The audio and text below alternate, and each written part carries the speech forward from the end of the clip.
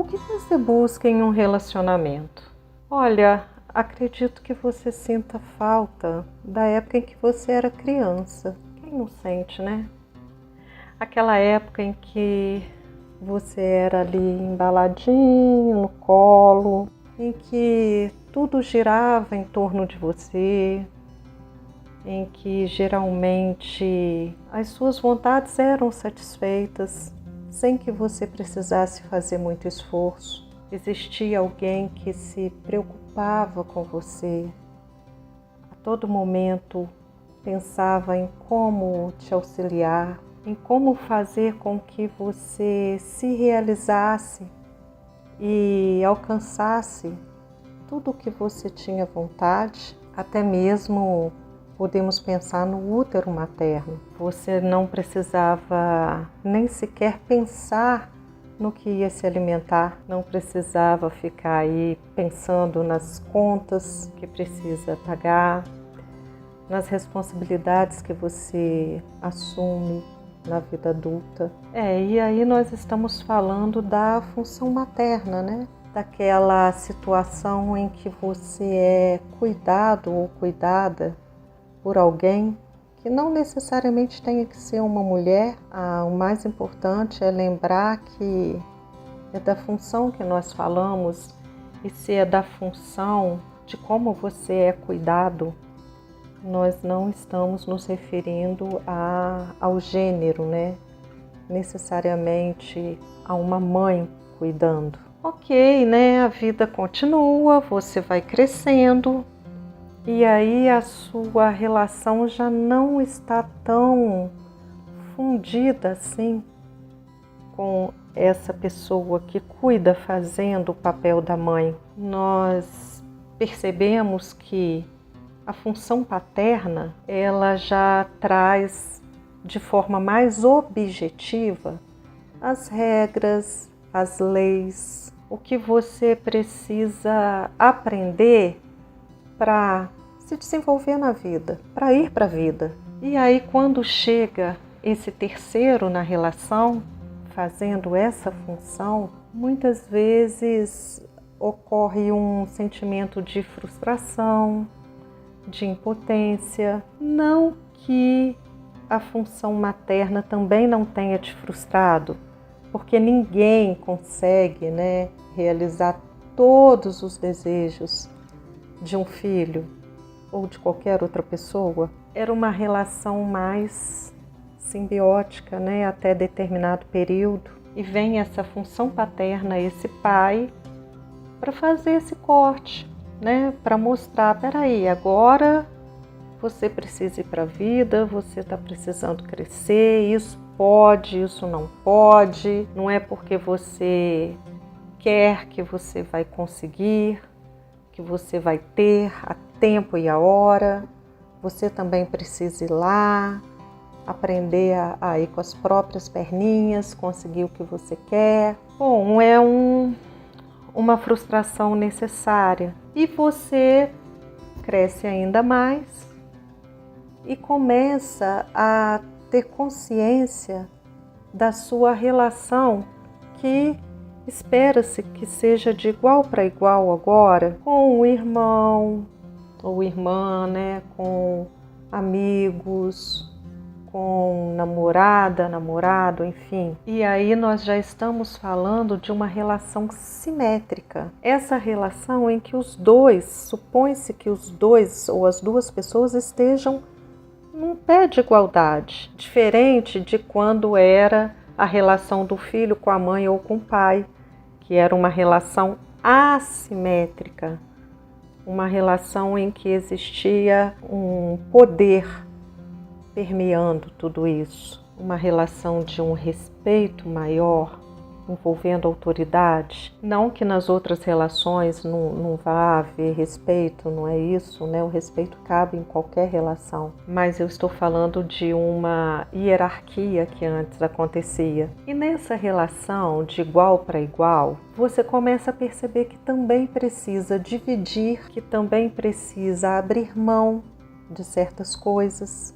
E aí, nessas relações, vai se aprendendo o que é permitido, o que não é permitido, o que sou eu, o que é você, né? À medida que eu não estou sozinha no mundo, né? Existe uma cultura, existe lei, existe uma outra pessoa que eu preciso considerar. Eu sei então que eu já não estou sozinha e nem que tudo gira em torno de mim. E quando eu falo isso, eu estou falando de você também, né? Enquanto pessoas, nós vamos aprendendo as regras da convivência. O outro, através da sua reação, ele mostra o que convém, o que não convém, o que é esperado dentro de uma determinada situação, dentro de uma relação de trabalho.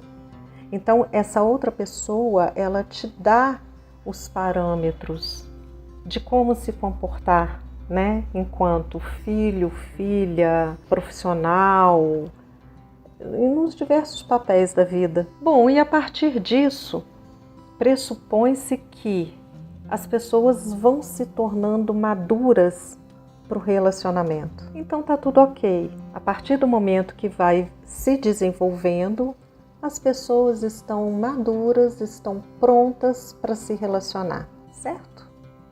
Não, nem sempre. Nem sempre as pessoas estão prontas. Aliás, na minha crença, elas nunca estão prontas, porque se aprende uma vida inteira. O que eu mais vejo na minha experiência profissional são pessoas chegando até a mim e dizendo assim: Ana Paula, eu não consigo ficar sozinha. Eu percebo que muitas vezes eu tenho dificuldade de falar o que eu penso num relacionamento, de me posicionar. Eu fico acreditando, eu acredito que eu tenha que cumprir tudo que o outro impõe, porque se eu não fizer dessa forma, essa pessoa vai me deixar e eu não consigo me ver sem ela. Em outros momentos eu vejo pessoas também dizendo: não consigo me entregar numa relação, sinto muito medo de sofrer. Eu percebo que eu tenho que comandar essa relação o tempo todo. É como se eu tivesse que estar sempre dando as rédeas, como se eu tivesse que saber o passo a passo do meu namorado, namorada. E se ele, por exemplo, fica sem falar comigo durante o dia, eu já fico com muita raiva, porque eu acredito que ele esteja me abandonando. Eu vejo uma necessidade muito grande também da pessoa ter uma prova de que o outro a ama. Essa pessoa muitas vezes sente necessidade de uma comprovação, sabe? De uma autoafirmação através de uma atenção exclusiva. E aí é como se essa pessoa também estivesse buscando um amor materno, paterno, algo que a proteja, que a acolha, e não vivendo uma relação adulta. Ela permanece com a memória infantil, querendo voltar lá naquele tempo em que estava no colinho da mamãe, em que tinha a presença do pai. E aí, né, eu venho te propor o seguinte: que você comece a pensar que nem sempre o relacionamento precisa seguir esse padrão. Os relacionamentos são dinâmicos. Ora você pode proteger, ora você pode ser protegido, ora você pode fazer as duas coisas. O psiquiatra Bustos, ele fala: não se pode amar sem uma aceitação da dependência madura e nem se pode amar sem uma autoafirmação. E essas palavras dele são muito sábias, porque se isso não é olhado, tudo isso que eu já disse vai acontecendo e vai se repetindo. E com isso que eu estou te falando até agora, com essa conversa, eu quero te dizer que reflita sobre a possibilidade de você defender a sua individualidade numa relação, o que não significa um individualismo. Você não precisa se anular por ninguém e ao mesmo tempo não precisa carregar a culpa de se dar o direito de dizer sim, não, isso eu dou conta de fazer por você, isso eu não dou conta de fazer por você. Só pensando nisso tudo, refletindo e se dando o direito de não se anular por um relacionamento, você corre o risco de permanecer em uma relação mais saudável e funcional para ambos. Um abraço, tchau, tchau.